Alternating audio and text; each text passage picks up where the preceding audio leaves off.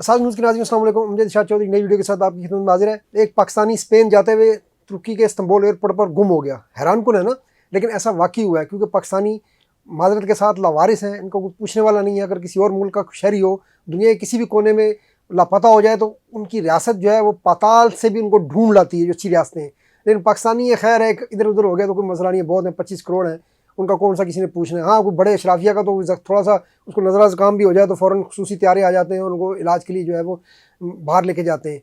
जी, हम पाकिस्तानी की बात करें जी, बदकिस्मत पाकिस्तानी, बदकिस्मत इसलिए कि जो कुछ उसने 21 दिन देखा है इस्तांबुल एयरपोर्ट पर जब वो गुम रहा है, तो उसके साथ जो गुजरी है उसकी कहानी बड़ी दर्दनाक है। और हम इसलिए आज इस वीडियो में ये भी बताएंगे कि इस तरह के गुम होने से बचने के लिए क्या आपको तदाबीर इख्तियार करनी चाहिए कि ताकि आपके साथ खुदा न खासा इस तरह का वाक़या ना हो। तो जनाब यार, ये पाकिस्तानी है, शहबाज अहमद, स्पेन में रहता है, स्पेन का इसके पास रेजिडेंसा कार्ड है। तो ये 21 अक्टूबर को लाहौर से तुर्किश एयरलाइन की परवाज़ के ज़रिए वलेंसिया जो है स्पेन का इलाका, वहाँ के लिए रवाना हुआ। तो ज़ाहिर है उसी दिन वहाँ ये पहुँच गया इस्तांबुल में पहुँचा तो वहाँ ये वलेंसिया में जाने वाली परवाज़ हो गई मनसूख किसी वजह से। तो उसके बाद जो उस परवाज़ के बाकी सारे जो बाकी मुल्कों के शहरी थे, स्पेनिश थे, बाकी थे, उन सबको तुर्किश एयर ने जो आप होटल में शिफ्ट कर दिया। लेकिन पाकिस्तानी है ना, उनको तुर्कों को भी पता चल गया कि पाकिस्तानी कोई वाली वारस नहीं है, इनको कोई किसी ने पूछना नहीं है, इनकी हुकूमत ने कुछ नहीं पूछना, इनके सफारतखानों ने कुछ नहीं पूछना। उनको तो सिर्फ इनके जो $3.5 अरब महीने से मुबादला भेजते हैं उससे मतलब है कि उनकी पास ये पैसे आते रहे, बाकी पाकिस्तानी है भाड़ में। तो जनाब अली, ये पाकिस्तानी को तुर्किश एयरलाइन ने सब मुसाफिरों को होटल दे दिया, लेकिन पाकिस्तानी को नहीं दिया, उस बेचारे को वहीं पर एयरपोर्ट पर छोड़ दिया। अब जब एयरपोर्ट पे छोड़ दिया, अब अगली परवाज़ जब टिकट देना था तो ये बेचारा जा रहा है। अक्सरियत जो है पाकिस्तानी की जो गई हुई है यूरोप, जो पहली जनरेशन की है, वो अनपढ़ है, उनको ज़्यादा इल्म नहीं है। फिर इसकी बदकिस्मती है कि इसके पास फ़ोन भी जो था वो पुराना था, उस फ़ोन की चार्जिंग भी ज़्यादा उसको पता ही नहीं था, चार्जिंग ख़त्म हो गई। फिर इसको ज़बान ज़्यादा तर्कश तो नहीं आती, अंग्रेज़ी भी नहीं आती थी। अच्छा, वैसे मेरा ज़ाती तजर्बा यह है कि तुर्की में कि इस्तांबुल एयरपोर्ट पर आपको अंग्रेज़ी बोलने वाला भी शायद ही मिलता है। स्टाफ से ही बात करो तो वो यूँ कर देता है। एक आपके पास ऑप्शन होता है कि आप फ़ोन है तो फ़ोन में आज आप उनको बोल के तर्जमा करके दिखाएं, लेकिन इनका तो फ़ोन ही बंद हो गया। और फिर ये आमतौर पर लोगों को पता नहीं है, ये भी आप सीखें जो ख़ास तौर पर बाहर रहते हैं, कि ये जो आप बोल कर या लिख कर तर्जमा करके आप किसी भी ज़बान में अगले बंदे को दिखा सकें। तो जनाब अली, ये वहाँ पर इस तरह वो प्रवास तो चली गई होगी, दूसरी प्रवास जब बाकी चले गए, लेकिन ये इसको तो पता ही नहीं चला, ये वहाँ पर काउंटरों में घूमता रहा। ज़ाहिर है ये उनको नहीं बता सकता था, वो इसकी बात नहीं समझते थे। फिर पाकिस्तानी था, वही बात मैंने कहा ना, पाकिस्तानी को पता कोई वारस नहीं है। तुर्किश एयरलाइन ने भी नहीं देखा कि भाई हमने मुसाफिर छोड़ दिया था तो उसको लेके भी जाना है, हमने उसको होटल भी नहीं दिया, तो कम से कम उसको कोई अगली बोर्डिंग दे दें, उसको बता देंगे कहाँ जाना है। लेकिन तुर्किश एयरलाइन ने भी ऐसा कुछ नहीं किया।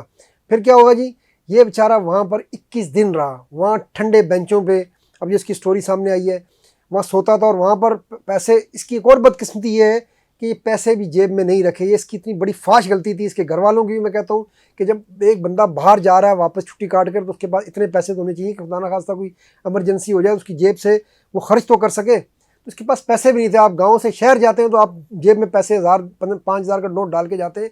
तो आप वापस बेटा स्पेन जा रहे हो तो कम से कम अपने पास पैसे तो रखो, रास्ते में कोई मसला पेश आ जाए, बीमार हो जाओ, कुछ हो जाए, जहाज़ जैसे भी इनके साथ हो गया, नया टिकट तो खरीद सको। तो वो भी नहीं था, पैसे भी नहीं थे। अब फ़ोन पुराना था, उसका चार्जर लगाने का कोई इंतज़ाम नहीं था, फ़ोन भी बंद हो गया। तो ये बेचारा 21 दिन तक वहाँ रहा। फिर घर वाले ये फ़ोन कर रहे थे स्पेन में कि दोस्तों के पास, वो कह रहे हैं यहाँ तो पहुँचे ही नहीं है। घर पे 21 दिन तक क़यामत गुजरती रही है उसके वालिदैन पर, ये उसके वालिदैन ही जान सकते हैं। और वो खुद वहाँ पर लोगों का जो बचा हुआ खाना डस्टबिन वगैरह में जो लोग फेंक रहे होते थे, कोई ज़िंदा तो रहना था, वो खाता रहा। और उसकी हालत ऐसी हो गई, जो उसके दोस्त जिनको मिला जब ये 21 दिन के बाद स्पेन में पहुँचा, तो कहने पहचाना नहीं जा रहा था, ऐसा लग रहा था कि इसके अंदर से रूह ही निकाल ली गई है। तो ये 21 दिन तक वहाँ इस्तांबुल एयरपोर्ट पर धक्के खाता रहा। घर वालों ने, फाकी वज़ीर ओवरसीज़, उन्होंने बताया कि चौधरी सालक साहब, हम पहले भी उनकी इतनी तारीफ़ कर चुके हैं कि बस बंदा उनके शान में और क्या कहे। उनके सेक्रेटरी से रब्ता किया, स्पेन में जो है वो पाकिस्तानी सफारतखाने से रब्ता किया गया कि भाई बंदा लाहौर से तुर्किश एयर पर सवार हुआ है, वो स्पेन नहीं पहुँचा, तो बंदा कहाँ गया है। अच्छा, ये 5 मिनट का काम था। अगर एक कोई सफ़ीर साहब, कोई डिप्टी सफ़ीर, कोई वेलफेयर अताशी, कोई पाकिस्तान में वजारत ओवरसीज़ एक फ़ोन कर लेते तुर्किश एयरलाइन को, तो ये पता चल जाता कि ये बंदा भाई तुर्किश इस्तांबुल पहुंचा था, इस्तांबुल से वो आगे सफ़र नहीं कर सका, वहाँ वो जहाज़ कैंसिल हो गया था, तो इसको इस्तांबुल पर ही तलाश किया जाए। लेकिन ज़ाहिर है किसी ने नहीं किया, ना इस्तांबुल में पाकिस्तानी जो कौंसल खाना है उसने कुछ किया, ना जो स्पेन में सफारत खाना उसने ना किया, और ना वजारत ओवरसीज़ ने। वही मैंने कहा कि वो तो दूध देने वाली मशीन है ओवरसीज़ पाकिस्तानी, उनके $3.5 अरब हर महीने चाहिए गवर्नमेंट को, बाकी उनसे और कुछ नहीं चाहिए। चारा वारा खिलाना इनका काम है, और यानी चारा खुद ओवरसीज़ खाते हैं और दूध जो है वो घूमे को निकाल के $3.5 की दे देते हैं।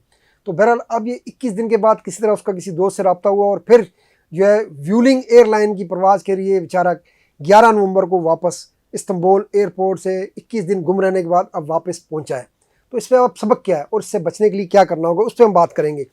सबसे पहले जनाब अली कि ये जो इनके घर वाले थे या उसके दोस्त थे स्पेन में, उनको सोशल मीडिया पे एक मजबूत कैंपेन लॉन्च करनी चाहिए थी। ये दरखास्तों से कुछ नहीं होता। अगर आप बात करते सोशल मीडिया पे, वीडियो जारी करते उसकी माँ की, उसके दोस्तों की कि ये इस तरह बंदा गुम हो गया है, टर्किश एयरलाइन को कंडेम करते, तो फिर ये इससे पहले इसको, मैं आपको सच कहता हूँ कि रब्ता किया जा सकता था, इसको तलाश कर ली थी गवर्नमेंट, क्योंकि सोशल मीडिया का प्रेशर फिर भी आजकल काम करता है। दरखास्तों की कोई अहमियत नहीं है, हम पाकिस्तानी की अहमियत नहीं, तो दरखास्तों की अहमियत क्या होनी है। नंबर 2, जब भी आप सफ़र पे जाएं तो आपके पास बैंक कार्ड ज़रूर होना चाहिए और जेब में कुछ कैश भी होना चाहिए। आप खाली जेब सफ़र ना करें, ये तो एक पुराना असूल है। पुराने बाबे कहते थे कि जब आप बाहर जाओ तो आपके पास कुछ ना कुछ पैसे होने चाहिए, कभी किसी वक्त भी ज़रूरत पड़ सकती है। फिर जनाब अली तीसरी बात यह है कि आपके पास फ़ोन में तो ठीक है, फ़ोन भी अच्छा होना चाहिए। वैसे तो आप स्पेन में रहते हो, आप घर वालों को फ़ोन भेजते होगे, पैसे भेजते होगे, तो आप अपने पास अपना फ़ोन भी नहीं ले सके। ये भी एक इस कहानी में शहबाज ने जो गलती की, उसके पास फ़ोन भी पुराना था। नंबर 4, आपका फ़ोन तो किसी वक्त अच्छा भी हो तो बंद हो सकता है। आप हमेशा अपने पास कागज़ पे लिख कर कुछ नंबर ज़रूर रखें अपने घर वालों के, अपने दोस्तों के, ताकि अगर आपका फ़ोन बंद हो जाए, काम ना करे, चार्जर ना हो, जैसे इनके साथ हुआ, तो आपके पास कुछ ऐसे नंबर हो जिनसे आप जो है वो अपने प्यारों से रब्ता तो कर सकें, उनको बता तो सकें कि भाई मैं ज़िंदा हूँ, मैं यहाँ फंसा हूँ, मेरी मदद करो। तो ये जो है उनसे भी गलतियाँ हुई। और इसके बाद अब क्या है, टर्किश एयरलाइन के ख़िलाफ़ मैं कहता हूँ ओवरसीज़ पाकिस्तानियों को बाइकाट का एक सोशल मीडिया पर ट्रेंड चलाना चाहिए, उसका बाइकाट करना चाहिए। टर्किश एयरलाइन का दिमाग बहुत ख़राब हो गया है। हमारी बदकिस्मती है कि PIO को हमारे हुक्मरानों ने तबाह कर दिया। अगर आज PIO होती तो आज पाकिस्तानी डायरेक्ट लाहौर से, इस्लामाबाद से स्पेन का सफ़र कर रहे होते। PIO हुक्मरानों ने तबाह कर दिया। टर्किश एयरलाइन उसका नाजायज़ फ़ायदा उठा रही है, क्योंकि उसके पास मुसाफिर ज़्यादा है, पाकिस्तानी के पास और ऑप्शन नहीं है। तो कभी वो लाहौर वालों को कराची उतार देती है, कभी फ़्लाइटें मनसूख कर देती है, कभी कुछ कर देती है, कुछ कर देती है। टर्किश एयरलाइन का पाकिस्तानी के साथ रवैया जो है मुसलसल शिकायत आ रही है कि ठीक नहीं है। तो आप टर्किश एयरलाइन का बाइकाट करें, कतर एयरलाइन पर सफ़र करें, ताज पे सफ़र करें, गल्फ़ पे करें, सऊदीया पे करें, किसी भी एयरलाइन पर सफ़र करें, कोशिश करें कि टर्किश एयरलाइन को सबक सिखाएं तमाम पाकिस्तानी, कि ताकि वो पाकिस्तानी को इज़्ज़त दे। पाकिस्तानी इज़्ज़त नहीं दे रही हुकूमत, लेकिन पाकिस्तानी को, ओवरसीज़ पाकिस्तानियों को इज़्ज़त लेनी है, तो उसके लिए उनको ये काम करना होगा। ऐसी एयरलाइन का बाइकाट करना होगा और बाइकाट ऐलान करके करना होगा। आप सोशल मीडिया पे ट्रेंड चलाएं। और आखिरी बात कि अगर इस तरह कोई वाक़या पेश आए तो कम अज़ कम एहसास न्यूज़ को ज़रूर आगाह करें, DM करें अपने मसाइल। हम आपको पाकिस्तानी मीडिया में भी इसको उजागर करेंगे और अपने प्लेटफार्म से भी उजागर करेंगे। आज के लिए इतना ही, इंशाल्लाह फिर मिलेंगे। अल्लाह हाफ़िज़।